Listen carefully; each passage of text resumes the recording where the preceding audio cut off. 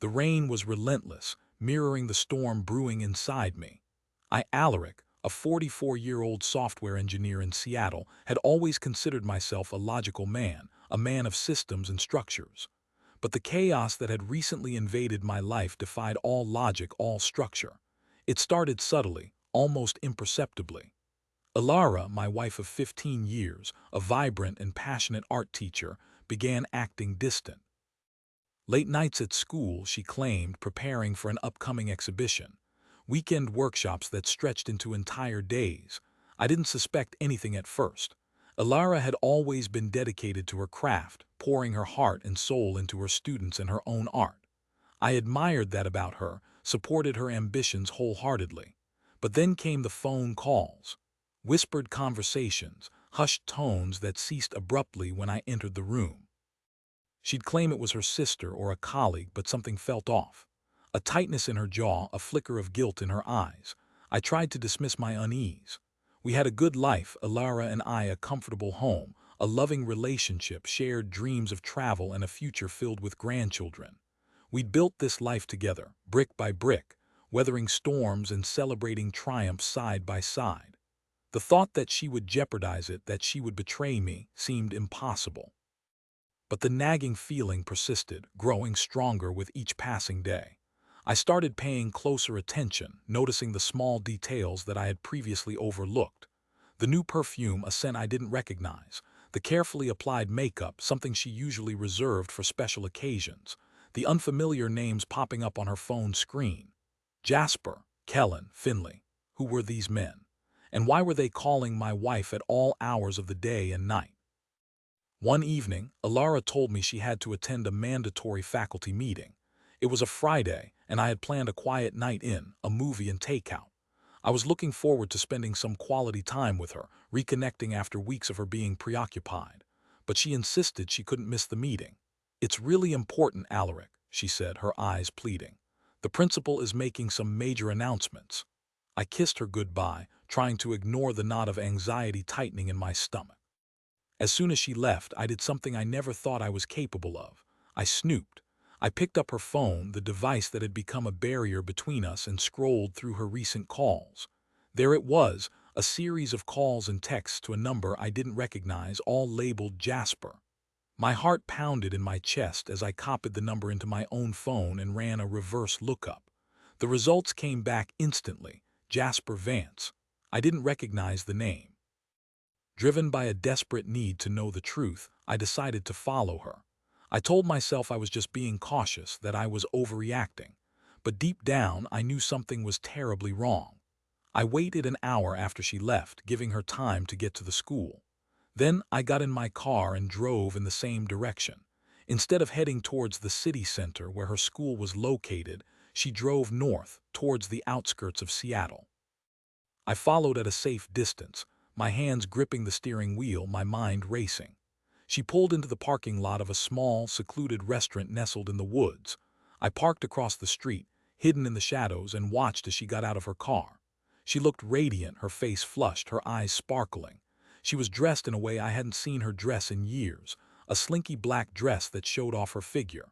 And then he appeared, a tall, handsome man with dark hair and a confident swagger. Jasper. He greeted her with a warm embrace, a lingering kiss on the cheek. They walked into the restaurant hand in hand. I sat there, paralyzed, watching them disappear inside. The rain continued to fall, blurring my vision, washing away any remaining doubts. My wife, the woman I loved, the woman I had trusted with my heart and soul, was cheating on me. The pain was like a physical blow, a crushing weight on my chest. I couldn't breathe. I couldn't think. I just sat there, numb, as the reality of the situation sank in. I spent the next few hours in a haze, driving aimlessly through the city, trying to make sense of what I had seen. How could she do this to me? What had I done to deserve this? Was our marriage a lie? Had she ever truly loved me? The questions swirled in my head, unanswered, tormenting me. When she finally came home late that night, she found me sitting in the living room, staring blankly at the television. "Alaric, what are you doing up?" she asked, her voice laced with concern. I looked at her beautiful face, at the woman I had shared my life with, and I felt nothing but emptiness. "I know," I said, my voice flat. "I know about Jasper." Her face paled. What are you talking about? I followed you tonight, Elara. I saw you with him, at the restaurant. She opened her mouth to speak, to deny, to lie, but the words caught in her throat. Tears welled up in her eyes. Alaric, I don't, I said, cutting her off. Just don't. I don't want to hear your excuses. I don't want to hear your lies. I stood up and walked towards the bedroom, grabbing a suitcase from the closet. Where are you going? She asked, her voice trembling. I'm leaving, I said. I can't stay here, not with you. I packed a bag with some clothes, my toiletries, and a few personal items. I didn't say another word to her. I just walked out the door, leaving her standing there alone in the ruins of our marriage. I spent the next few weeks in a hotel trying to piece my life back together. The pain was unbearable, a constant ache in my heart. I couldn't eat, I couldn't sleep, I couldn't focus on anything. I was a shell of my former self, lost and adrift in a sea of despair. I told my friends and family what had happened. They were shocked, supportive, and angry on my behalf. They offered words of comfort, but nothing could ease the pain. I knew I had to do something. I had to take control of my life. I couldn't let Elara's betrayal define me. I started seeing a therapist, a kind and compassionate woman who helped me process my emotions and develop coping mechanisms. She encouraged me to focus on myself, to rediscover my passions, to rebuild my life from the ground up. I threw myself into my work, spending long hours at the office, coding and designing, losing myself in the intricate world of software development. It was a welcome distraction from the pain, a way to channel my energy into something productive. I also started exercising, going for long runs in the park, lifting weights at the gym. It helped me clear my head, release pent-up emotions, and regain a sense of control over my body. Slowly, gradually, I began to heal. The pain didn't disappear completely, but it became more manageable, less all-consuming. I started to see glimmers of hope, possibilities for a future beyond Elara. One day, I received a call from a lawyer. Elara had filed for divorce. I wasn't surprised. I knew it was inevitable. We met with our lawyers to discuss the terms of the divorce. Elara was contrite, apologetic, begging for forgiveness. She claimed she had made a mistake, that she still loved me, that she wanted to work things out. But I couldn't forgive her. The trust was broken, irrevocably shattered. I couldn't go back to the way things were, not after what she had done. I agreed to a fair settlement, dividing our assets equally. I didn't want anything from her except to be free. The divorce was finalized a few months later. I was officially single, a middle-aged man starting over. It was daunting, but also liberating. I had the opportunity to create a new life for myself, to define my own happiness. I decided to move out of our house, the house we had built together, the house that held so many memories, both good and bad. It was too painful to stay there, surrounded by reminders of what I had lost. I bought a small condo in downtown Seattle, a modern space with floor-to-ceiling windows and stunning views of the city. It was a fresh start, a blank canvas. I furnished it with new furniture, decorated it with artwork that I loved, and filled it with plants and books. It became my sanctuary, a place where I could relax, recharge, and be myself. I reconnected with old friends, people I had lost touch with during my marriage. We went out for dinners, concerts, and sporting events. I started taking classes, learning new skills, exploring new interests. I took a cooking class, a photography class, and a pottery class. I discovered a passion for hiking, spending weekends exploring the trails in the Cascade Mountains. I even started dating again, cautiously, tentatively. It was awkward at first, but I gradually got used to it. I met some interesting women, some kind women, some beautiful women, but none of them felt like Elara. I realized that I was still carrying the baggage of my past, the pain of her betrayal. I knew I couldn't move on completely until I had confronted her, until I had gotten some closure. So I reached out to her. I invited her to meet me for coffee.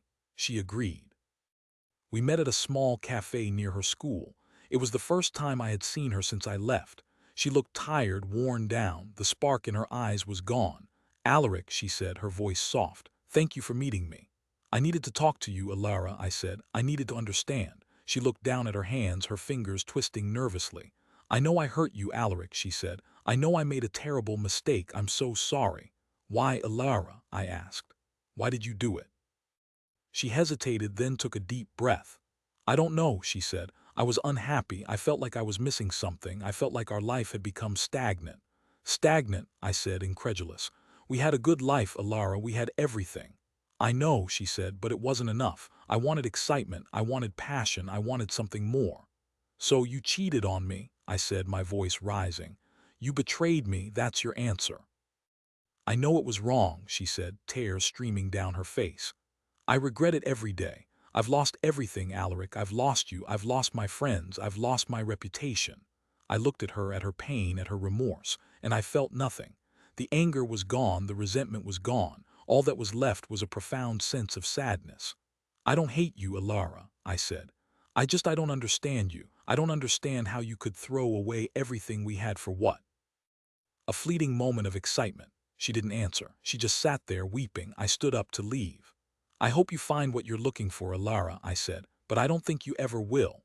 I walked out of the cafe, leaving her there alone with her regrets. I never saw her again. Years passed. I continued to rebuild my life, to heal, to grow.